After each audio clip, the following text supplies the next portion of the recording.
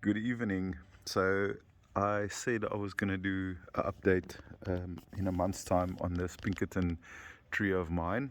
This is the 5-year-old, really dwarf style Pinkerton. They are dwarf style trees, but this is like a yeah, lives up to that name.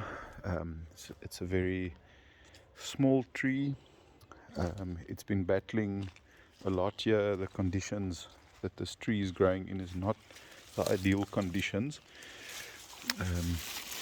We've got a good area for avos here in the Western Cape, but the way that our properties have been laid out, I live on the lower end of the block, so all the upper houses, properties, water runs through my property, so my soil always stays wet, and these trees of mine had some root rot, and then I managed to, by the looks of it, fix it this year with a Trichoderma, which is the beneficial fungus that I did a root drench.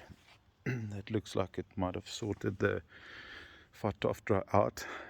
Now this tree, the previous video, it was heavy flowering. You can see all the flower, naked bare flower stems that's left on this tree. There's hundreds of them. There was a lot of fruit set, little fruitlets like that over there. A lot of them have fallen off, literally hundreds, if not a couple of thousand. Then there's these sort of guys that's remaining. There's still some flowers left that's gonna open and close still, but yeah, a few things I just want to point out on this tree. There's a few nice fruits on it that I really hope sticks. I've never picked fruit off of this grafted Pinkerton tree in the past 5 years. Every year it flowers, makes a few fruits, and they fall off. This is the farthest I've ever come with this tree, the biggest the fruits ever gotten. So there's about a rough estimate. I try to count a little bit, but there's about 30 fruits on it, ranging from that size and that size. And yeah, just what I want to point out is it's now past the bulk of its flowering stage. Most of the flowers have gone. You can see there's still some. Ooh, sorry for that. There's another nice fruit. It's got that nice red sheen to it. Looks like really healthy fruits. There's still some fairly new flowers coming through that might hopefully still set some fruit. The nights are still fairly chilly. It's still a little bit cool, so that can also be the culprit for so much fruit drop. See, there's little fruitlets. I mean, over in this area where all these stems are growing, I mean, there were like 4 or 5 fruits per stem, and they just dropped them all.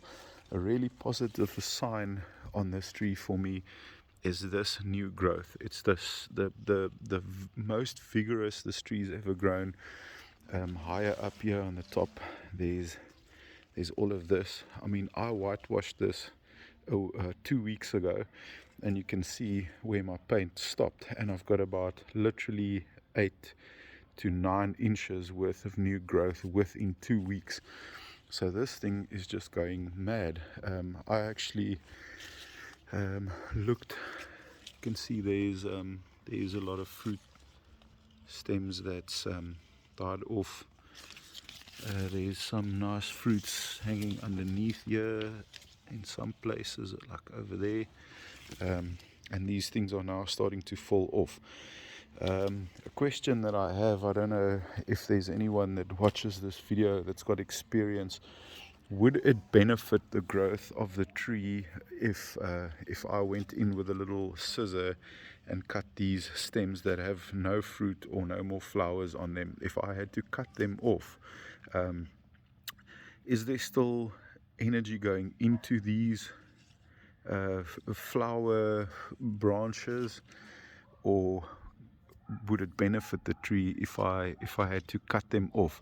Because I've now got a lot of these sort of little fruitlets everywhere, and I was wondering if there's just not enough energy in the tree to actually set more fruit. Now I was wondering if I would take all, because there's literally hundreds. I mean, 1, 2, 3, 4. Okay, there's a little fruit.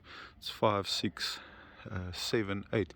They everywhere. They throughout the whole tree. If I pan out and I go around, I know one probably shouldn't interfere too much, but I mean, we already interfered the day that we grafted a Pinkerton onto another rootstock. So I was just wondering, if I took a scissor and I cut, like, let's say 300 of these stems, dead stems that's got nothing on them, if I cut them off, if there would be energy, if the tree would save energy and put that into the flowers that's actually still left on it, and see it's still flowering very nicely in certain places on this tree. If I go in underneath the tree, you can see there's some fruits there. They're very sparse. I mean, they are there, a lot of small ones. The small ones, got better hope for the bigger ones. The small ones can still drop. This trunk has also gained a lot of girth in the last month. It's really been growing nicely.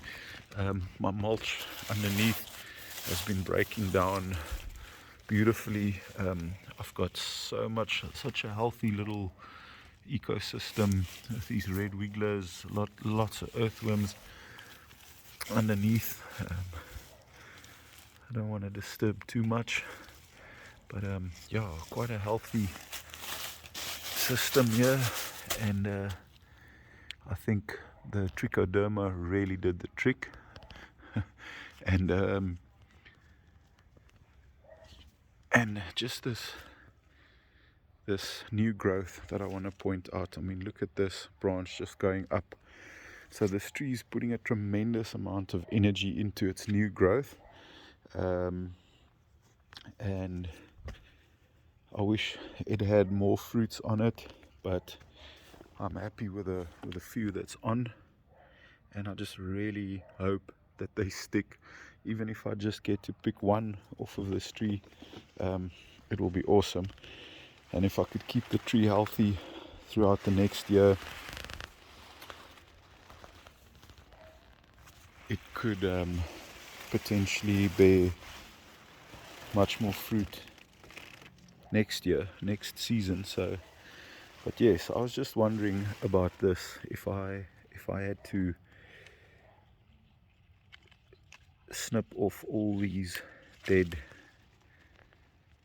not dead, they're still green, so are they taking energy out of the tree, or would one just leave them and let them fall to the ground and let them decompose? Fruits are starting to hang down, new leaves covering them. There's some just so much new growth. I mean, there's new growth points coming out of this tree. This tree's really healthy. So yeah, quite a different picture. Down below where it's shaded, there's a lot more flowers on that branch, lower branches that's still flowering. So the flowers that's in the shaded areas, they definitely last a little bit longer. And there's another very nice fruit through there. So there's a few fruits on here. Just overall completely different picture than a video a month ago, and I'm just hoping for a few more fruit sets. And the leaves also have started to yellow, some of them not a lot, but they've dropped down. If we look underneath the tree, it's not a tremendous amount of fallen leaves, but they are there, and that's excellent. We leave that there for the mulch. That's a natural occurrence for the tree when it's flowering heavy, putting a lot of energy into these flowers and into the few fruits and into this brand new beautiful flush of growth. We've had a little bit of rain now. Our annual rainfall yearly is about 1,000 millimeters, and we almost reaching the end of the year. We're going into November, and we've only had 365 millimeters so far. So we in quite a little bit of a drought at the moment. We got water restrictions, municipal water restrictions. It's not a problem for me because I've got harvested rain tank water that I can water these trees with, but also, like I said, I live at the lower end of the block, and so all the water, you can see it's still quite cold at night, even though we going into November. Spring's definitely on its way, but yeah, so all the water that comes down from the properties behind me always obviously runs to the lowest point, and then if I just dig in the mulch, you can really see that it's the soil is got some healthy roots, white roots, but the soil is well wet. It's moist. So, and I haven't watered these trees for a few months. I only watered it with a 10 liter the other day when I did I did another treatment of the Trichoderma fungi, and that was just 10 liters of water around this whole tree. So the soil, I think that was my main problem. The soil remains wet. It retains moisture. The moisture doesn't sit because they are planted on a mound. They definitely mounded up, so they do drain well. But the soil type, it's got clay content, so it does retain moisture. About 80 years ago, these were all potato fields, so it's got rich quality soil, great for potatoes, maybe not so great for avocados. But then in our neighborhood, there's trees that's 50, 60, 70 years old, avocado trees, fuerte trees. Actually, my neighbor across the road that's got a 50-year-old fuerte tree gave me a whole bunch of fruits off their tree. The most amazing fruits you will ever eat. No doubt about that. So that's the Pinkerton, just a update on it. Looking extremely healthy. Has never looked as healthy as this. I'm just super stoked about all this new vigorous growth. Just look at these long new branches, and this tree's looking so healthy, and I'm so stoked and so happy. Still have to pick avocado in my own backyard. I haven't been growing avos for 5 years and still haven't picked an avo in my backyard. So hopefully I'm gonna be able to do that next year. Hopefully I can pick one of these guys next year. So let's hold thumbs that nothing serious happens, and it's looking good now. We're entering summer. The soil will dry out. I can't wait for the soil to dry out properly, nicely, and then give it a good watering in again. And then just want to do a quick update on this little seed that I planted. Well, it just came up in the compost, and I did a single bud graft over there. That black you see is just a sealer that I put on, bitumen sealer. But there, that single bud has grown out. On every little avo video that I do, I just want to pop this guy in. This is a Hass. Didn't think it was going to make it. Here's the old growth point that I cut off, and this thing is just growing insanely fast. The mother tree Hass tree is the one growing in the back there. Also had root rot. I'm also did a treatment of the fungi, the Trichoderma, and that tree is also looking a lot better this year. It flowered, no fruit set, there's no more flowers left on it. Here's another wild seedling tree that's going crazy. This is about a 2-year-old seedling.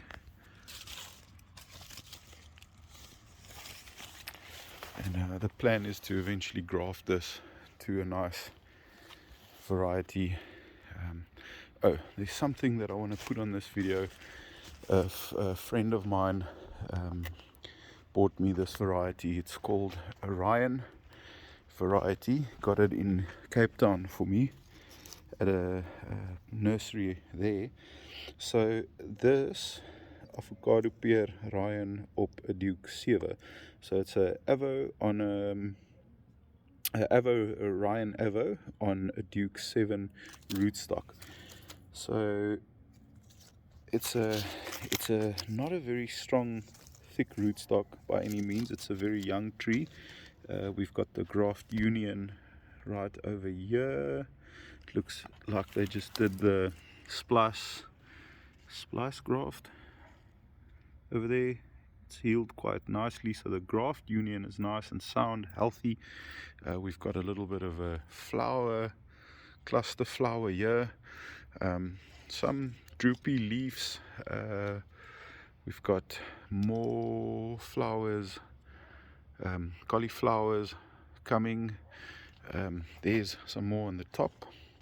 Now this tree is about 900 millimeters tall. It's not looking so great. It had quite a bit of root rot in the little black bag, nursery bag that it was growing. It was growing in a heavy organic matter or substrate that with a lot of bark, organic stuff, so it had root rot. And then I took it out of that little bag and I got a big pot that I drilled a whole bunch of draining holes at the bottom, and I made a mixture with leca, expanded baked clay pellets, big and small loads of them, sand, not a lot of sand, a little bit of sand, and then a whole lot of peat moss, coconut peat, and a hell of a lot of perlite. And it's a nice crunchy aerated, it's almost like a bonsai soil, and I just backfilled about this much around it, and I gave it a solid treatment of Trichoderma, which will now start acting, and the Phytophthora, the root rot that this tree had, the roots were black, and that will start the beneficial fungus, the Trichoderma that I drenched it with, will start eating this Phytophthora cinnamomi, which is the root rot that these avocados usually succumb to. And then that's what I did with that, and that's why my other avocado trees are looking so healthy now. I'm so glad that I discovered that, and so hopefully that does the trick, and new healthy white feeder roots can grow into this aerated puffy substrate that I made for it. And I have started out with a little bit of mulch, not a lot, not fertilizing it. I just wanted to breathe a little bit and start growing. So this is the Ryan, super excited about it, having another variety, and this is the only tree that I have, and I'm going to try and rehab this tree, let it grow, and then from there on later multiply it. Then also that same friend of mine from Stellenbosch bought me this young little tree. It's a Maluma Hass. There's a little slug on it, little bastard. Just do that off camera. But he won't be able to sit on that flower or this tree ever again. So there's a few flowers there. Also a very young tree. It's split into two there. Also a sound graft union. I did exactly the same, transplanted it into a big pot with a nice aerated soil, Trichoderma drench, hoping for the Trichoderma to take care of the Phytophthora, and I'm really excited about this little grafted tree. This Maluma has variety, on the other hand, is grafted onto a just a normal seedling, a seed. I can see the remnants of the seed in the bottom there. So it's not a clonal rootstock like this is on the Duke 7. Duke 7s are excellent, as well as the Dusas. That's what the commercial growers graft their avocado varieties on, because they are supposed to be root rot resistant. But I've seen commercial growers in our area that loses hundreds of trees annually because of Phytophthora, even though they have been on clonal Dusas and Dukes rootstocks. So yeah, that's just a quick update, and I'll do updates on this little Ryan in the future, and I'm protecting this tree, looking after it as much as I can. Like I said, I drilled extra big holes around the bottom of the pot so it can really drain and breathe. I actually might take some more holes up higher, just to, because ultimately avocado roots want oxygen. They don't want to be smothered, they don't want to sit in moisture for too long. They want to breathe, they want oxygen. And we got to try and provide that environment for them, and then they will absolutely will thrive. Here's another example of a seed that I planted. It's a 1-year-old seedling. I did a little bud graft on it in winter. It's alive, but it didn't take. And if I just scratch in the soil here, it's a sandy aerated soil, and I'll just go in a little bit and look at all these healthy roots, because it's sandy soil. There's no wood bark or any real organic matter in here. If I had wood that was wet and it was rotting, these roots would have been black. And I've got these really sick healthy roots. Look at that white roots on this tree, and it's a seedling. I'm hoping for it's starting to push out some new growth again. Things are starting to grow here by us, and I'm hoping to graft this at a later stage of something. But yeah, that just goes to show I can show you examples of root systems that are growing in organic matter, where they rot, how black they are, and those trees just will never really thrive. So root rot is like the biggest enemy with avocados, and we need to try and get around that. And something that I've discovered is this Trichoderma beneficial fungus. Go read up on Trichoderma Trichoderma zanium, I think it is. You can Google it and read up on it. It's an absolutely amazing thing, and it's not just for avocados. You can use it on macadamias, nuts. You can use it on anything really. So yeah, this is another example in this wet soil. I mean, you can see, look at how clayey this area is. It's wet, and it's clay, and it stays wet here. So this little tree seedling, also a seed that I planted, this is what the leaves look like. Now the whole of winter, from last summer to winter, this is the old leaves here, yellow leaves. I gave it a Trichoderma drench, and look at the result, at the new leaves that's coming out. Look at these new beautiful red leaf flushes. So really a tree that I almost just cut off, pulled out, because I thought, right, this thing's sick and it's rotting. Now I'm leaving it, giving it another chance. So I just want to move on to another example. Same story. Had this another seedling in the ground here. It was looking good, and then all of a sudden it started going yellow. All characteristics of root rot. You can see the leaves. This tree wasn't healthy. Gave it 2 Trichoderma drenches, and look at the new growth that I'm getting. Healthy, really healthy growth. So if you're battling with root rot, you've got wet soil right throughout winter without watering much, and you are having some root rot issues, maybe just look into the Trichoderma, if you can find it wherever you live. I just got mine at the local co-op where I live. I just stumbled upon it by chance, and so excited about the fact that I did. And here's the hass tree. Also, this was bastard.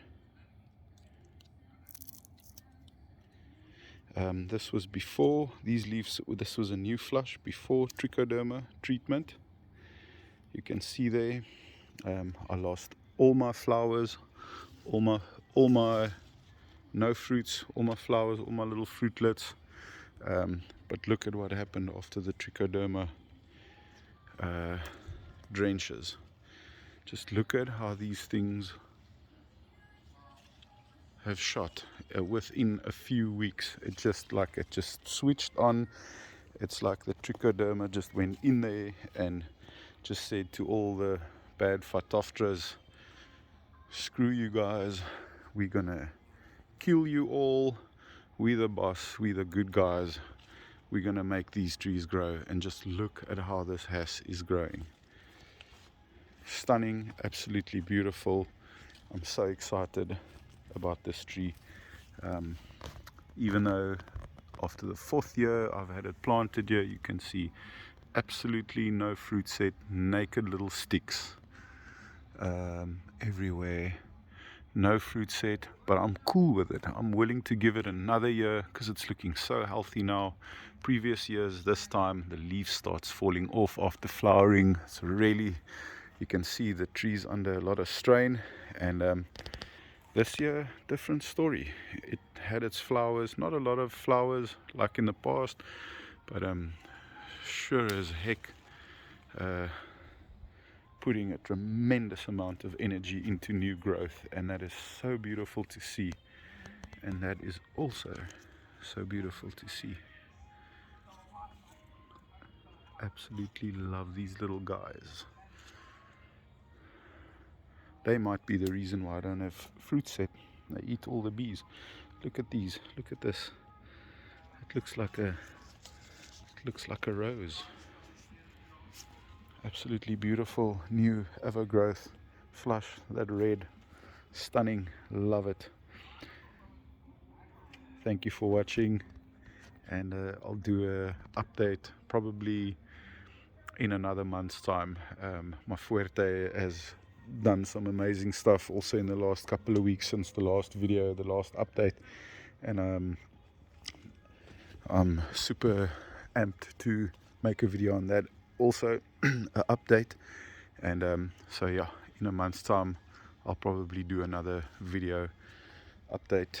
There's the little root rot Pinkerton grafted project. I'll make a follow-up video on that, what I'll do there. Yeah, I've got that seedling, another seedling.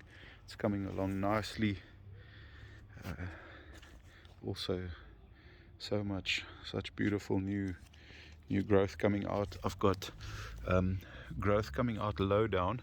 I was thinking of decapitating this tree over here and doing variety grafts, like I was thinking some hash on these 2 shoots and let that grow. It's a good time to start grafting now. And here's that other little Pinkerton tree, also featured. This thing's also after Trichoderma trench. This Trichoderma really works. I can say that much. For every single tree that I've treated with it, the 5 years that I've had avocados, doing all sorts of fertilizing and experiments and stuff, Trichoderma has been coming out tops. It's made the most impact growth-wise, positive growth-wise on my avos since I started. So yeah, there's little fruitlets on this Pinkerton. It's a young, small little tree. I'm just leaving it and let it do its thing. Hopefully one day it can also bear some fruit. And here's that fuerte. I will do another video on it at a later stage, but this thing's just gone crazy. Growth wise, I've never seen growth so fast, and also thanks to a Trichoderma drench, maybe also some other fertilizer and stuff that I used, but I'll go in depth on what fertilizer I use on the foliar spray and what I use on the bottom. But yeah, there it is. And then here's some other projects. These were air layers. These are the Louis variety. And there's some flowers there, can you believe it? And they are pushing new growth. Just look at that beautiful red. This one's also growing. That one didn't do so well. Same variety, both air layered experiments, and got so much hope for these guys. Absolutely stunning tree. The mother tree of these are bearing a lot of fruit at the moment. It's extremely heavy flower, heavy bearer.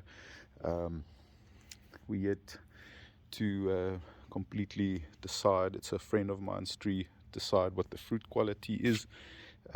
But definitely as a pollinator, I would love to have one of these trees. Every year flowers insanely heavy, doesn't lose a lot of leaves, bears a lot of fruit, and so I'm excited about this variety of my friend that he's sort of developed.